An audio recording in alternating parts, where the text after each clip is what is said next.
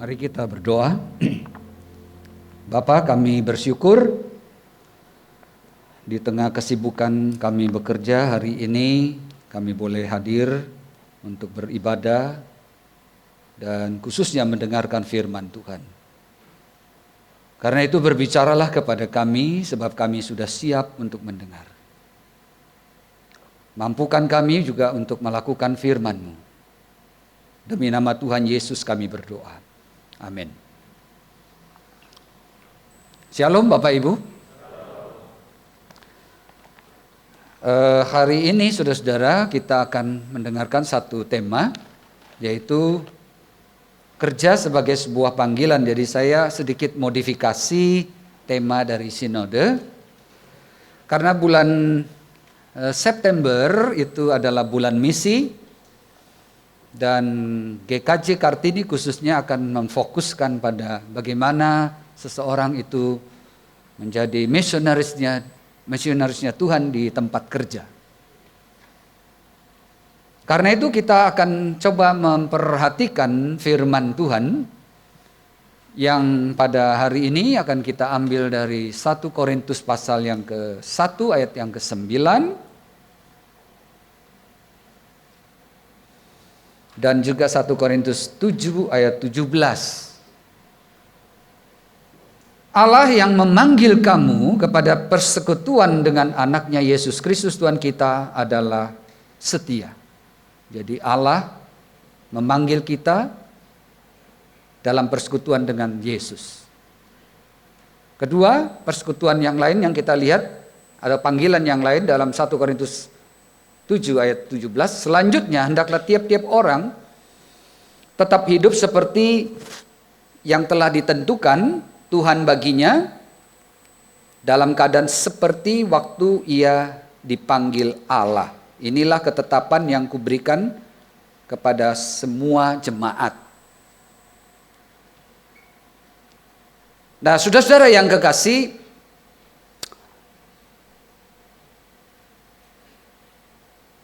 terlepas dari pekerjaan yang kita lakukan, seringkali kita sebetulnya tidak begitu maklum dengan pekerjaan kita. Artinya kita semua sadar bahwa kita mengerjakan pekerjaan, tetapi kita tidak memikirkannya dengan serius. Kita juga mungkin tidak pernah menghubungkan atau berpikir bahwa pekerjaan kita itu penting bagi Allah. Bahkan kita juga tidak pernah berpikir bahwa ada keterkaitan antara pekerjaan kita dengan panggilan Allah.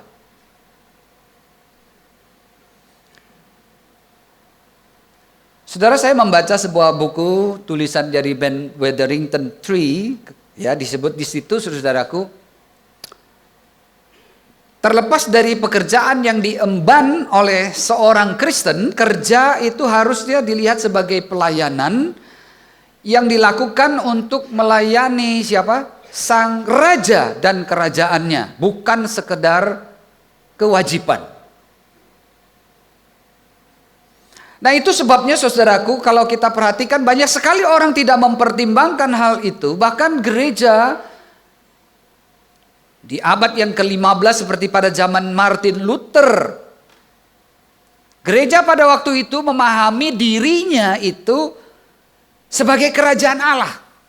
Jadi gereja itu sebagai kerajaan Allah di bumi ini, dan karena itu hanya bekerja di dalam, hanya bekerja bagi gerejalah yang dianggap sebagai pekerjaan Allah.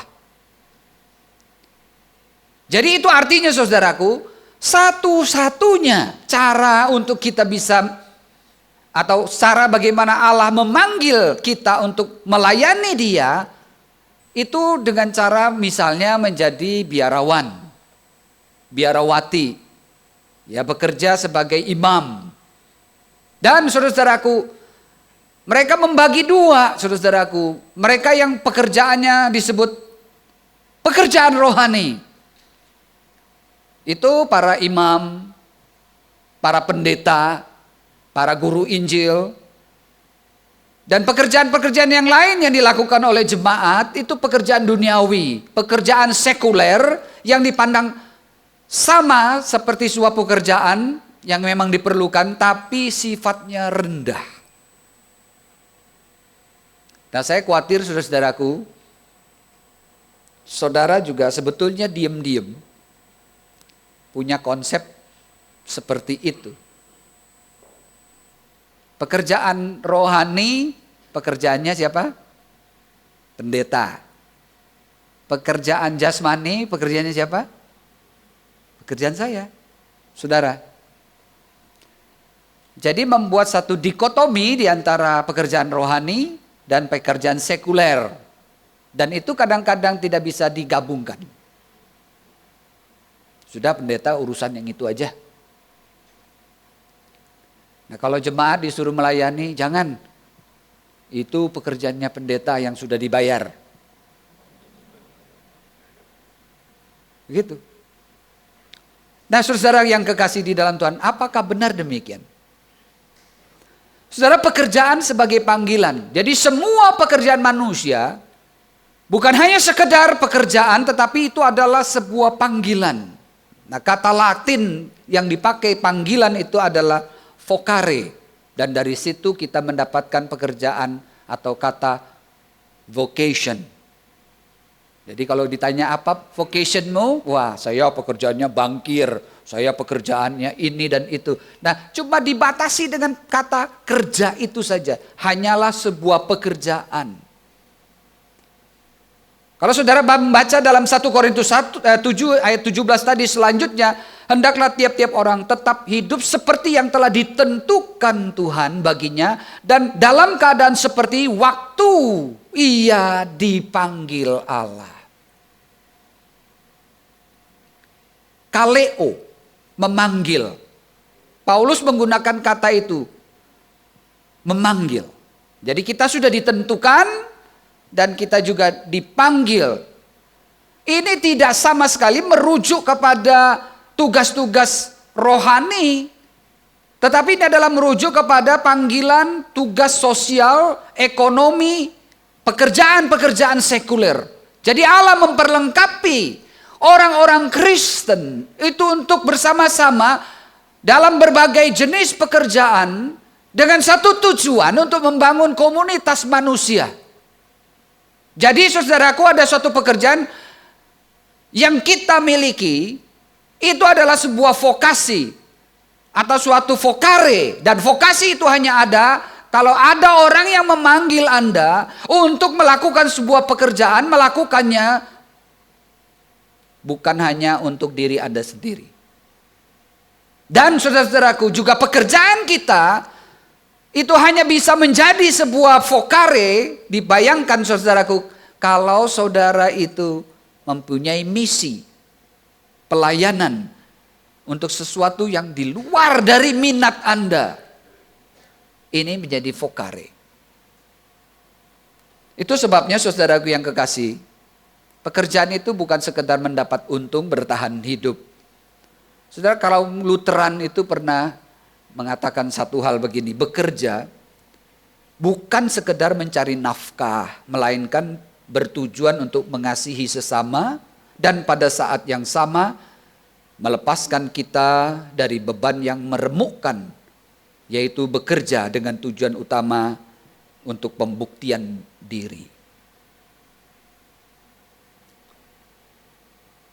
Tanpa disadari, saudara-saudaraku, kita itu bekerja untuk pembuktian.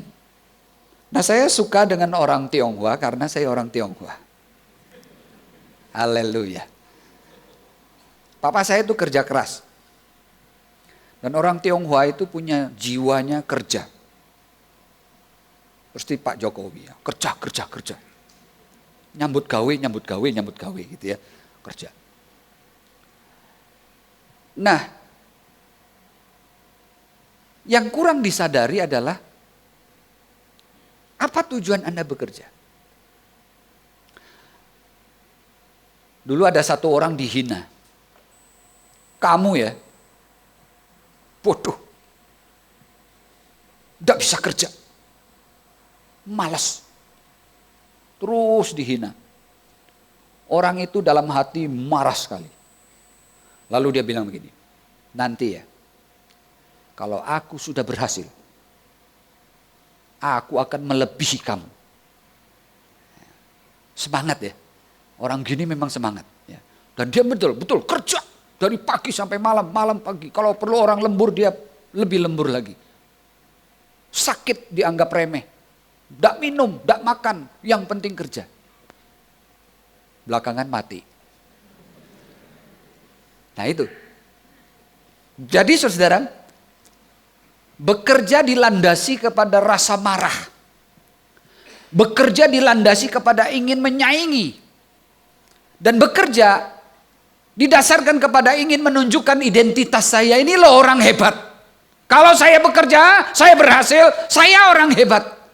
Dan orang kampung saya tidak boleh menganggap saya remeh. Mahasiswa yang sudah lulus memilih pekerjaan yang sebenarnya tidak cocok untuk dia. Tidak sesuai dengan kemampuan. Tidak sesuai dengan kapasitas. Malah memilih pekerjaan yang menurut imajinasi mereka itu sangat bagus. Mereka yang terbatas kemampuannya. Tetapi tujuannya hanyalah untuk meningkatkan citra diri mereka sendiri. Itu sebabnya saudaraku. Mereka memilih pekerjaan yang tidak cocok di tempat yang persaingannya tinggi, akibatnya timbul perasaan frustrasi, tidak puas, dan bahkan saudaraku merasa pekerjaan itu tidak bermakna. Dan saudara perhatikan orang yang memilih, proses memilih karir, itu lebih sebagai penanda. Penanda apa? Penanda identity, penanda identitas. Daripada saudara-saudaraku pertimbangan tentang karunia dan minat untuk berkontribusi bagi dunia ini. Saudara yang kekasih, sebetulnya ini berasal dari mana? Kalau kita perhatikan sejak manusia jatuh di dalam dosa, kita melihat bagaimana manusia itu sudah menyimpang dari sasaran yang sebenarnya. Dan itu terus berkembang sampai kepada zaman Menara Babel. Nah kalau saudara perhatikan, waktu mereka membangun Menara Babel, mereka berkata begini, mari kita mendirikan bagi kita sebuah kota dengan sebuah menara yang puncaknya sampai ke langit, dan marilah kita cari nama, supaya kita jangan terserak ke seluruh bumi. Nah, saudara perhatikan di sini, mencari nama, ya, mencari nama. Mencari nama dalam bahasa Alkitab itu adalah membangun identitas bagi diri sendiri melalui pencapaian. Itu. Kita mencari nama melalui apa? Melalui apa yang kita lakukan bagi diri kita sendiri.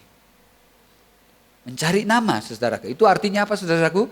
Artinya jika kita tidak memiliki nama, maka apa? Kita tidak mengenal diri kita sendiri. Kalau kita tidak memiliki nama, kita tidak mengenali diri kita sendiri.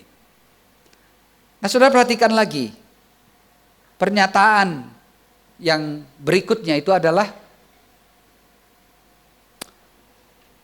suatu menara yang puncaknya sampai ke langit.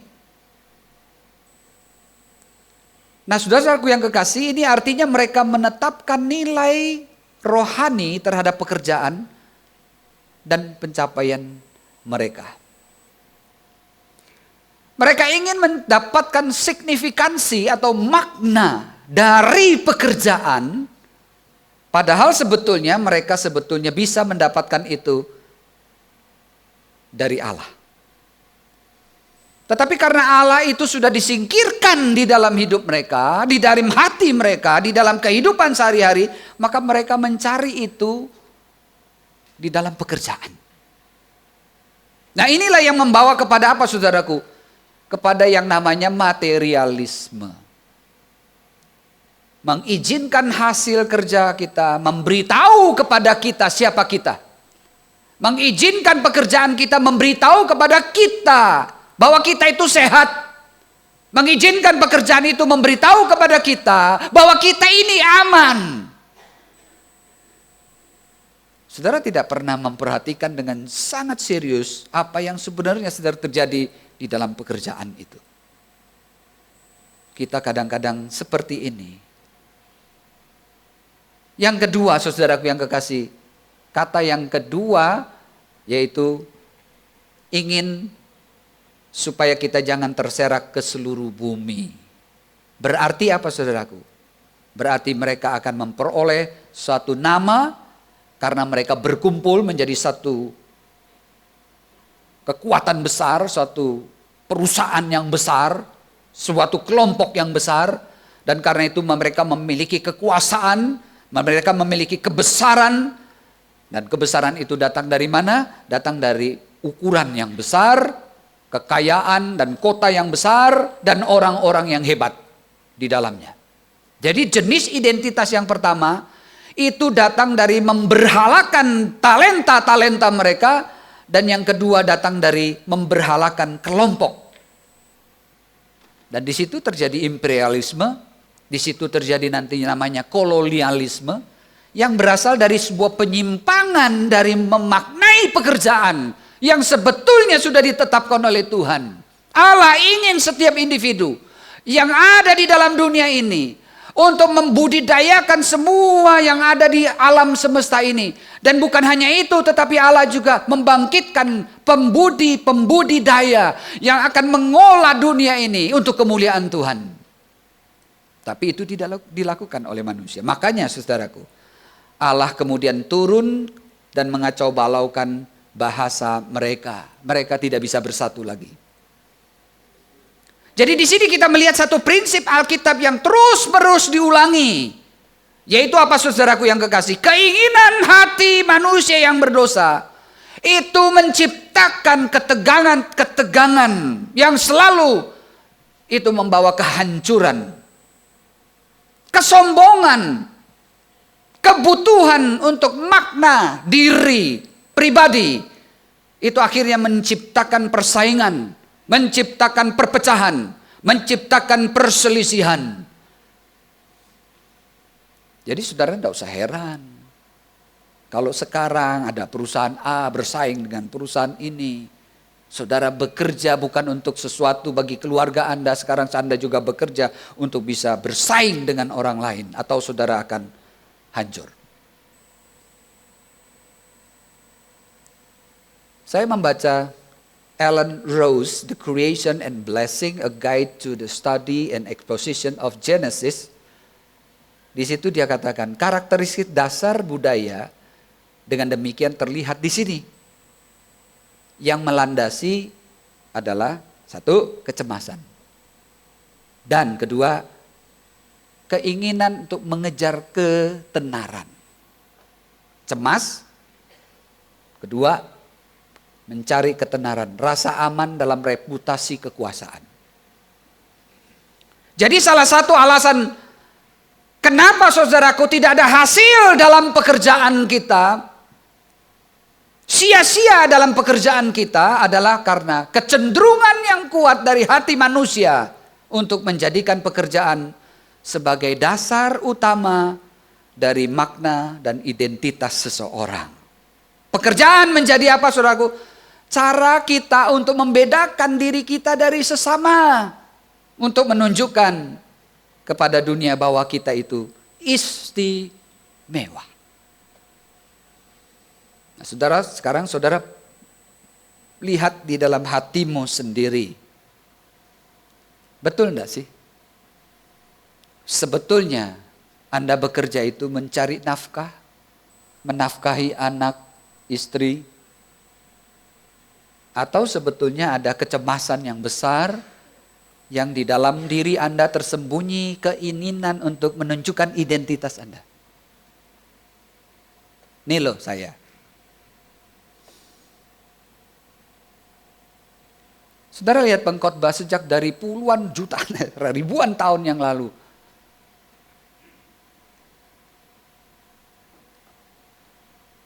Coba dibantu.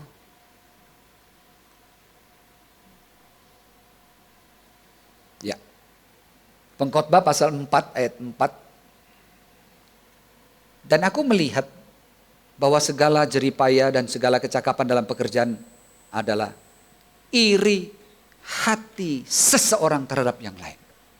Saudara catat itu. Iri hati seseorang terhadap yang lain. Ini pun kesia-siaan dan usaha menjaring angin.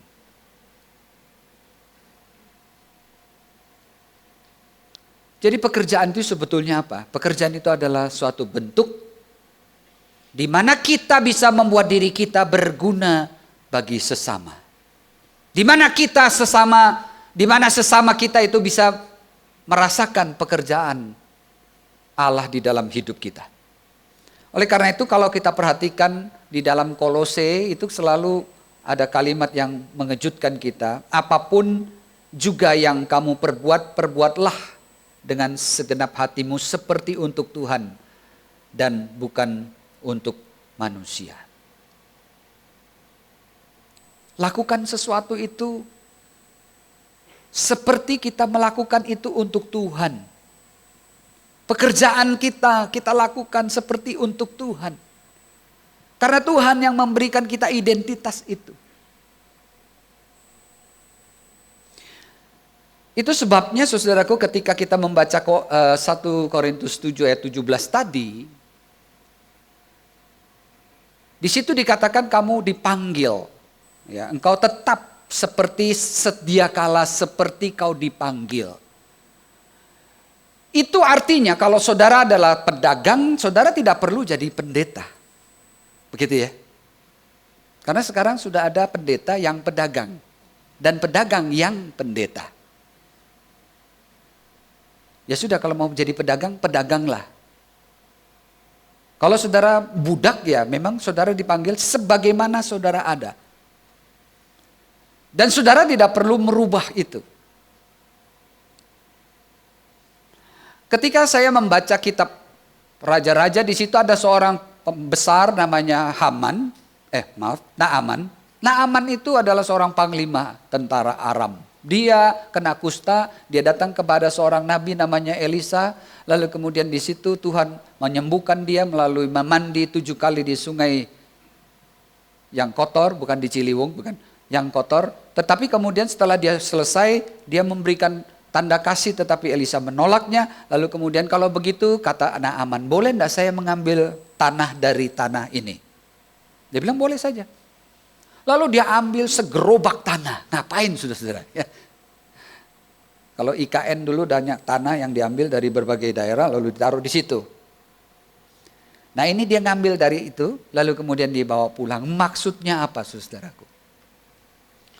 Maksudnya adalah saudaraku ketika dia ada di tempat, ketika dia nanti akan melakukan pekerjaannya sebagai seorang menteri raja, seorang panglima, saya itu bisa tetap beribadah kepada Allah melalui landasan tanah ini. Meskipun saya setiap hari akan menemani raja untuk masuk di kuil Ramon, ibadah penyembahan berhala. Dan saya sujud di bawah tanah yang saya bawa dari Mesir itu, dari Israel itu, saya bawa ke sini. Saya beribadah kepada Allah Israel. Aku melayani bangsaku. Tetapi aku tidak lagi menyembah bangsaku. Kepentingan nasional bangsa Aram itu penting bagiku, tetapi bukan lagi menjadi nilai utama atau ilahku. Jadi di sini kita melihat ketika saudara dipanggil, engkau tetap seperti sedia kala, tetapi yang menjadi berubah itu adalah orientasi kita terhadap apa yang kita kerjakan sekarang. Ketika Tuhan memanggil 12 murid itu menjadi penjala manusia. Beberapa waktu saat itu ketika Yesus sudah mati, mereka pergi untuk menangkap ikan kembali. Dan Tuhan tidak pernah marah kepada mereka. Kenapa kamu kembali lagi ke dalam pekerjaanmu? Kamu sudah dipanggil. Tuhan mengatakan, memberikan suatu orientasi baru, kamu akan menjadi penjala manusia. Dan mereka kembali lagi kepada pekerjaan menjala ikan. Jadi yang berubah itu apa saudaraku? Mereka sekarang bebas untuk menjadi pekerja Tuhan, mereka juga bebas untuk menjadi pekerja setiap hari. Tetapi yang berubah itu adalah bagaimana orientasi, pemahaman mereka tentang bekerja itu sudah ganti. Sudah tidak lagi berorientasi kepada bagaimana saya menyenangkan diri saya, tetapi bagaimana saya dengan pekerjaan saya bisa menjadi saksi Tuhan dimanapun. Saya memakai pekerjaan saya untuk melakukan sesuatu buat Tuhan. Jadi saudara jangan menganggap remeh pekerjaanmu. Saudara juga jangan menjunjung tinggi pekerjaan saya sebagai hamba Tuhan. Seolah-olah ada perbedaan antara kita.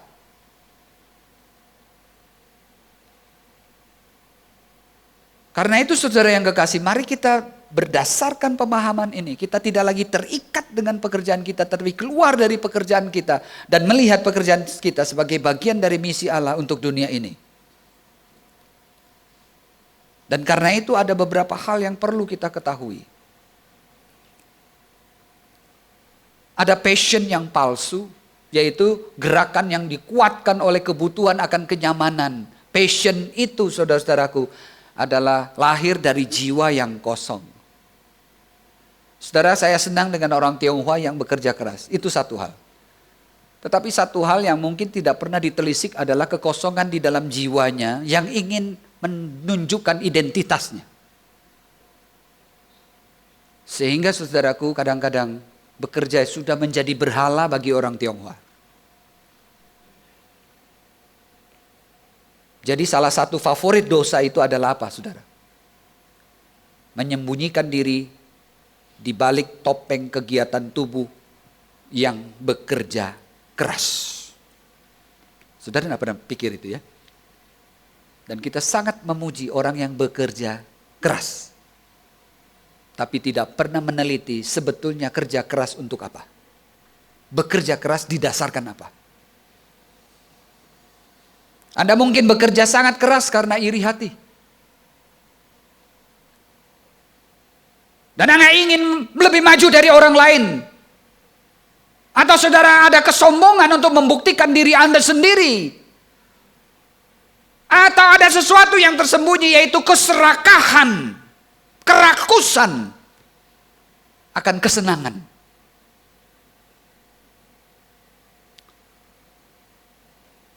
Jadi passion yang sejati itu apa? Saudara perhatikan Roma pasal 12 ayat 1. Karena itu saudara-saudara, demi kemurahan Allah aku menasihati kamu, supaya kamu mempersembahkan tubuhmu sebagai persembahan yang hidup. Nah saudara perhatikan di sini ada kalimat mempersembahkan tubuhmu. Di sini saudaraku, kalau kita telisik lebih dalam, saudara, ini adalah bahasa yang biasa terjadi di bait suci. Seorang datang beribadah kepada Tuhan dan dia membawa korban persembahan. Jadi ini bicara apa saudaraku? Ini bicara tentang kurban bakaran yang notabene harus tidak bercacat. Harus sesuatu yang sangat-sangat berharga. Jadi korban ini mewakili apa saudaraku? Mewakili suatu cara untuk menunjukkan komitmen yang absolut kepada Allah. Jadi dengan kata lain ayat ini seolah-olah berkata, segala sesuatu yang kumiliki adalah milikmu tanpa batas. Ini adalah ekspresi dari gairah itu. Passion yang sebenarnya. Jadi saudaraku, mempersembahkan sembelihan yang hidup, korban yang hidup, itu artinya saudaraku, Anda terus menerus berada di dalam ritme mati terhadap kepentingan sendiri dan hidup bagi Allah. Nah, bagaimana saya bisa seperti ini di dalam pekerjaan, dalam kehidupan saya sehari-hari? Bisa. Jawabannya adalah demi kemurahan Allah. Ini jawaban Paulus. Karena itu saudara-saudara, demi kemurahan Allah. Pertanyaannya adalah saudaraku, kemurahan Allah itu bentuknya seperti apa? Real bentuknya adalah Yesus Kristus. Itulah bentuk dari kemurahan hati Allah. Yaitu dia memberikan dirinya, memberikan seluruh hidupnya untuk melakukan sesuatu. Bukan untuk dirinya sendiri, tetapi untuk Allah dan untuk sesamanya. Bukan untuk dirinya sendiri. Dan dia melakukan itu dengan sebuah gairah yang luar biasa. Bahkan sampai mati di atas kayu salib. Jadi saudara-saudara yang kekasih, apa yang sudah dilakukannya? Dia sudah memberikan dirinya rugi untuk kita. Supaya dia rugi, kita untung. Dia miskin, kita menjadi kaya. Itu passion yang sesungguhnya. Apakah saudara berani rugi demi sebuah integritas? Howard mengatakan begini, bahwa keinginan untuk memperoleh sedikit uang dengan mudah membuat kita membuang integritas kita. Saudara dan saya begitu mudah sekali untuk berbohong hanya untuk sedikit uang. Kita harusnya menjadi orang jujur, berbelas kasihan, murah hati, bukan karena hal itu bermanfaat, tetapi karena memang benar di dalam dirinya secara intrinsik pada dirinya sendiri itu memang benar. Saudara-saudara yang kekasih di dalam Tuhan Yesus, kadang-kadang kita ditempatkan pada posisi yang tidak enak dan tidak menguntungkan. Itu memang sudah terjadi. Dan memang betul, Alkitab mengatakan apa? Kalau kita katakan orang benar, menurut Alkitab orang benar itu apa? Menurut saudara, orang benar itu apa? Orang benar adalah orang-orang yang merugikan diri mereka sendiri demi kepentingan orang lain. Waduh, ndak enak ini. Serius, ndak enak. Orang-orang benar adalah mereka yang merugikan diri mereka sendiri demi menguntungkan orang lain. Ini passion yang dipunyai oleh Yesus. Sedangkan mereka yang jahat itu apa? Mau merugikan kelompok atau komunitas untuk menguntungkan dirinya sendiri. Saya membaca ada seorang desainer, dia lulusan dari mungkin DKV ya, desain komunikasi visual, atau mungkin satunya lagi ya, desain yang Anda sering lihat. Dia seorang desainer lah, sebutkan begitu. Saudara, dia terkenal sekali. Jadi kalau dia membuat satu ruangan kira-kira 3 kali 3,5 meter, itu nilainya itu $200 juta. Itu baru tahun 80 saudara-saudaraku. Jadi kalau tahun 80 itu nilai dolar 628 rupiah waktu itu. Maka kalau 200 juta dolar berapa ya? Saya hitung kalkulator saya nolnya nggak cukup. Kurang lebih 125 miliar 200 juta. Cuan ya? Cuan dong. Desain 3 kali 3 meter dengan furniture yang bagus dan desain yang itu. 125 miliar.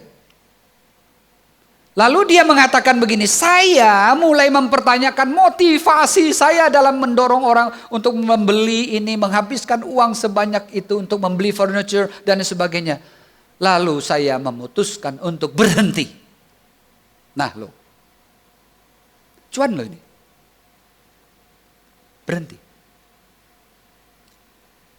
Aneh sekali. Lalu seorang namanya Leonard Abyss, dia adalah CEO Bank Miami, ya, bank di Miami. Tahun 2009 ada surat kabar The Miami Herald menceritakan kisah yang luar biasa. Apa yang terjadi? Saudara, dia menjual saham mayoritas di City National yang berbasis di Miami. Dia mengambil 60 juta US dollar dari semua hasil penjualan itu dan dia menyerahkannya kepada kasir, pencatat buku transaksi, juru tulis, semua orang yang ada di dalam daftar penerima gaji di bank itu. Semuanya ada 399 pekerja di jajaran stafnya menerima bonus. Bahkan kemudian dia keluar lagi lalu mulai cari mantan-mantan. Ada 72 mantan karyawannya juga menerima rejeki dari uang yang hasil penjualan 60 juta dolar itu. Bahkan ada yang mendapatkan lebih dari 100 ribu dolar. Abi itu mengatakan begini,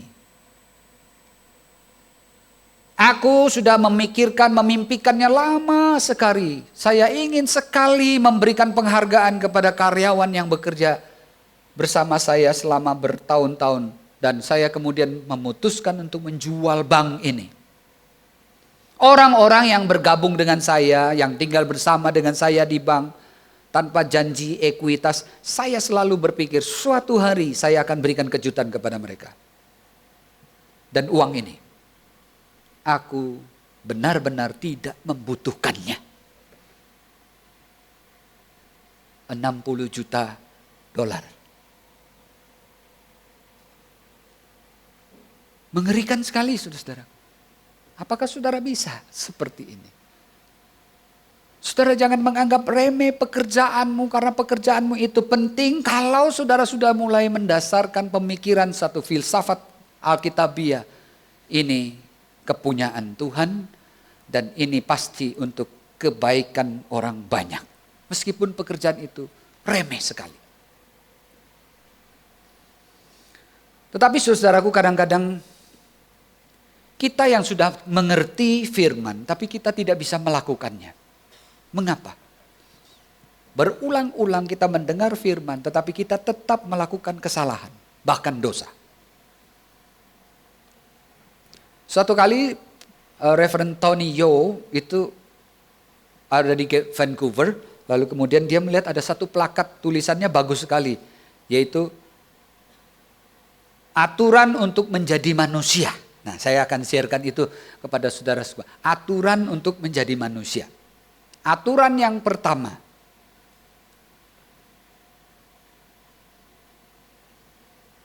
Anda akan mempelajari pelajaran. Oke. Yang kedua.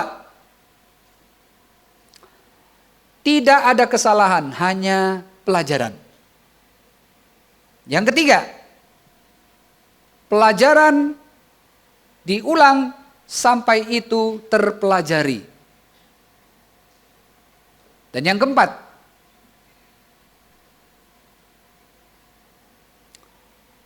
jika Anda tidak mempelajari pelajaran yang mudah, maka pelajaran-pelajaran itu akan semakin sulit. Dan yang terakhir,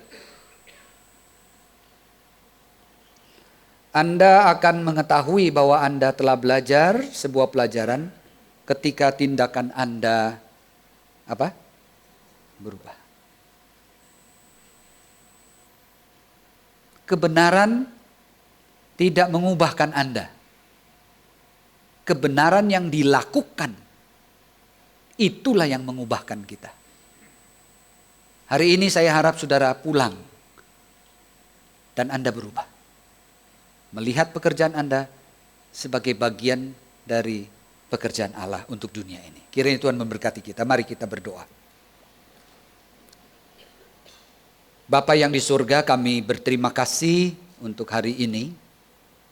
Kami boleh bersama-sama melihat kembali firman-Mu. Bantulah kami untuk kami bisa memahami begitu indahnya firman-Mu yang ingin mengajak kami berpartisipasi dalam misi Allah di dalam dunia ini.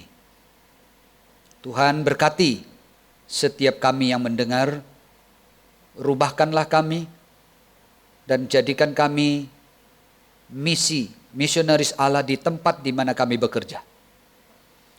Terima kasih, kami serahkan waktu di depan, Tuhan sendiri menyertai kami. Demi nama Tuhan Yesus kami berdoa. Amin.